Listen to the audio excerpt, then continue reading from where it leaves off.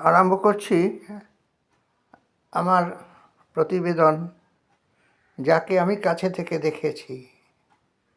পর্ব 2।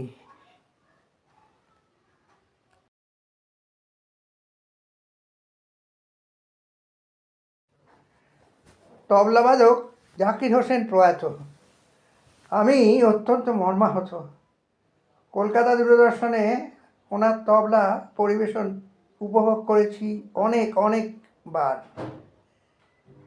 যেতে নাই দিব বললে তো চলে না, যেতে তো দিতেই হয় সবাইকে। কোনো একটা সময় মহাকালের ডাকে, তাই তিনিও আজ চলে গেলেন। এখন আমার যা বয়স, অনেক কথাই মনে রাখতে পারি না। আজ এই প্রসঙ্গে আমার অতীতের একটা স্মৃতি ফ্ল্যাশলাইটের মতো চোখের সামনে উদ্ভাসিত হলো। স্মৃতিটা এমনই একজন প্রতিভাবান তবলাবাদককে নিয়ে। আমাদের দেশ ওপার বাংলার পাবনা জেলায়। আমরা বারেন্দ্র ব্রাহ্মণ। ওপার বাংলার সঙ্গে আমাদের নারীর সম্পর্ক, এটা মেনে নিতে হবে। ইউনিসকে ভট্টাচার্যটা আমাদের উপাধি। আসলে আমরা স্যান্নাল। সেই সূত্রে আমাদের অনেক দিন থেকে আসা যাওয়া ছিল বরেন্দ্র গোষ্ঠীর সঙ্গীত শিল্পী অপরেশ লাহিড়ীর পরিবারের সঙ্গে। যাওয়া আসা ছিল আমাদের বাপ ঠাকুরদার ওপার বাংলাতে, আর পরে এপার বাংলাতে। তাছাড়া শ্রী লাহিড়ী ছিলেন আমার দাদার বন্ধু, গণনাট্য সংঘের একজন সদস্য একটা সময়ে। আমার বয়স যখন 12-13 বছর, দাদার কাছে শুনেছিলাম অপরেশদা তার ছাত্রীকে বিয়ে করেছেন, নাম শ্রীমতী বাঁশরী।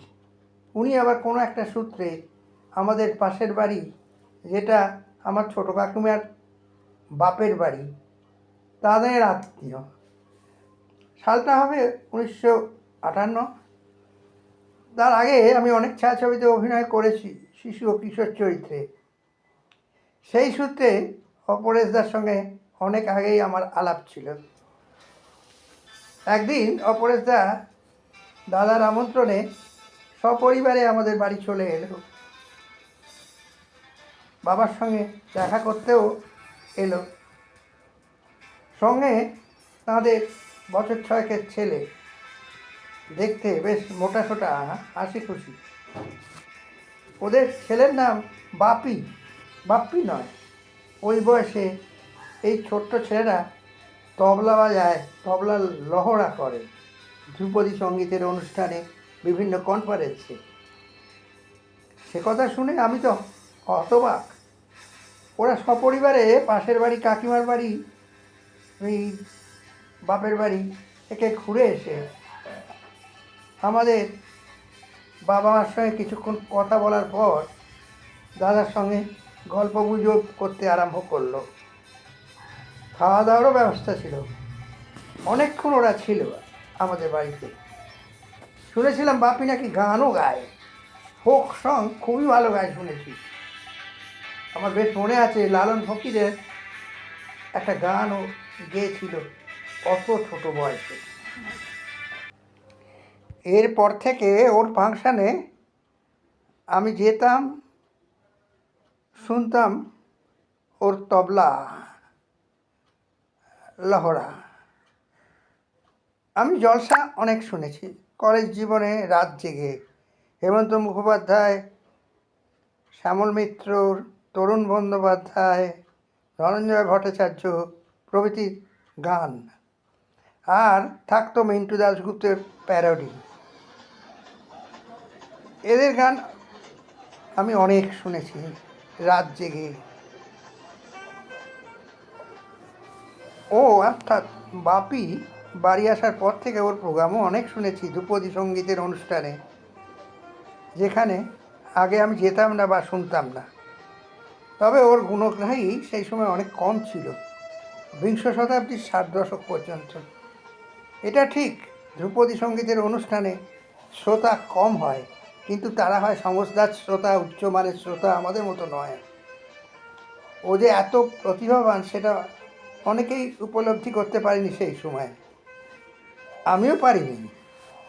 দর্শক শ্রোতা শুধু ওর নাম জানতো ধ্রুপদী সঙ্গীত জগতের গুণগ্রাহী স্বল্প সংখ্যক মানুষজন।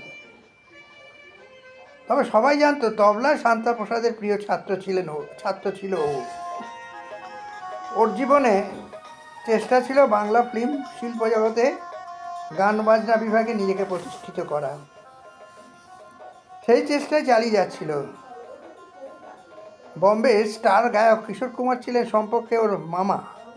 কিশোর কুমারের সঙ্গে হিন্দি ছবিতে অনেক গান গেয়েছে ও অনেক পরে অবশ্য বাংলায় অমর সঙ্গীত, গুরু দক্ষিণা ও বধূ সুন্দরী প্রভৃতি ছায়াছবিতে সুর দিয়ে, গান দিয়ে, সঙ্গীত পরিচালনা করে বাংলা ছবির জগৎকে মাতিয়ে দিয়েছে এই বাপি লাহিড়ী। এই বাংলার সঙ্গে যে ওর নারীর যোগ, তা ওর গান দিয়ে, সুর দিয়ে, সঙ্গীত পরিচালনা করে জানিয়ে দিয়েছেন বারবার।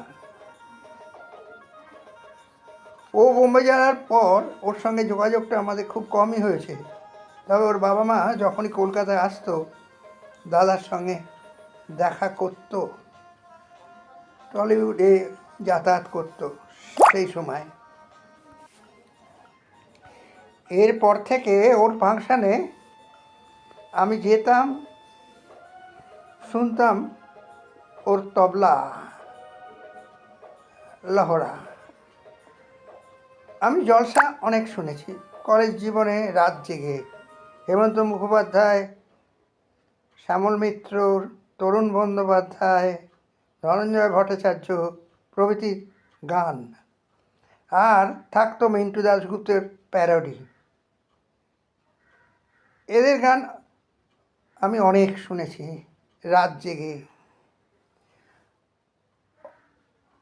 ও অর্থাৎ বাপি বাড়ি আসার পর থেকে ওর প্রোগ্রামও অনেক শুনেছি ধ্রুপদী সঙ্গীতের অনুষ্ঠানে, যেখানে আগে আমি যেতাম না বা শুনতাম না। তবে ওর গুণগ্রাহী সেই সময় অনেক কম ছিল, বিংশ শতাব্দীর 60 দশক পর্যন্ত। এটা ঠিক, ধ্রুপদী সঙ্গীতের অনুষ্ঠানে শ্রোতা কম হয়, কিন্তু তারা হয় সমজদার শ্রোতা, উচ্চমানের শ্রোতা, আমাদের মতো নয়। ও যে এত প্রতিভাবান সেটা অনেকেই উপলব্ধি করতে পারেনি সেই সময়, আমিও পারিনি। দর্শক শ্রোতা শুধু ওর নাম জানতো ধ্রুপদী সঙ্গীত জগতের গুণগ্রাহী স্বল্প সংখ্যক মানুষজন। তবে সবাই জানতো তবলায় শান্তাপ্রসাদের প্রিয় ছাত্র ছিল ও। ওর জীবনে চেষ্টা ছিল বাংলা ফিল্ম শিল্প জগতে গান বাজনা বিভাগে নিজেকে প্রতিষ্ঠিত করা। সেই চেষ্টায় চালিয়ে যাচ্ছিল। বম্বের স্টার গায়ক কিশোর কুমার ছিলেন সম্পর্কে ওর মামা। কিশোর কুমারের সঙ্গে হিন্দি ছবিতে অনেক গান গেয়েছে ও অনেক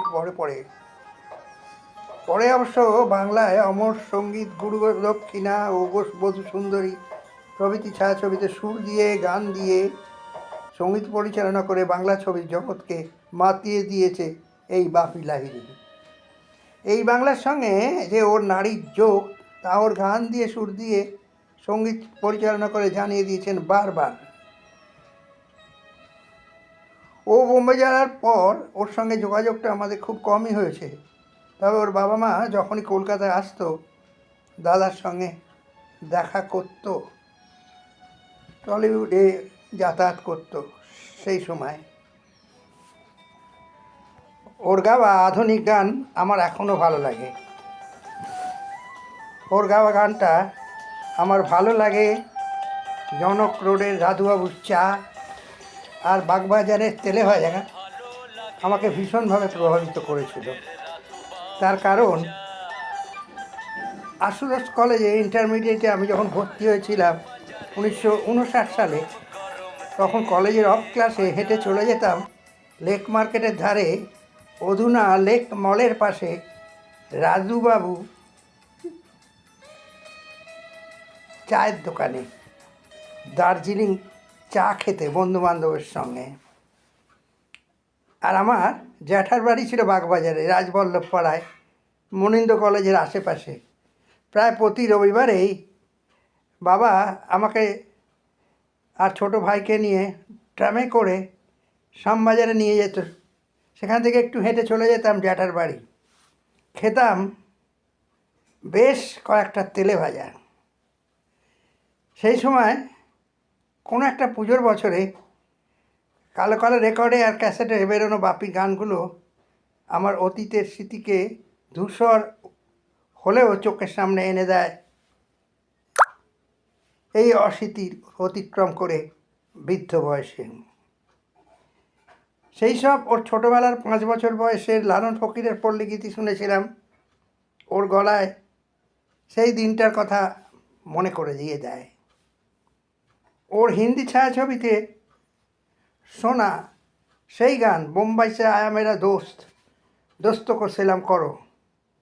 ওর ডার্টি পিকচার ছায়াছবির গানটা হুলালা হুলালা নাসিরুদ্দিন স্যার লিপে বুঝিয়ে দিয়েছিল যে ও বহুমুখী প্রতিভার অধিকারী। একটাই আফসোস, ও বেশি দিন বাঁচল না।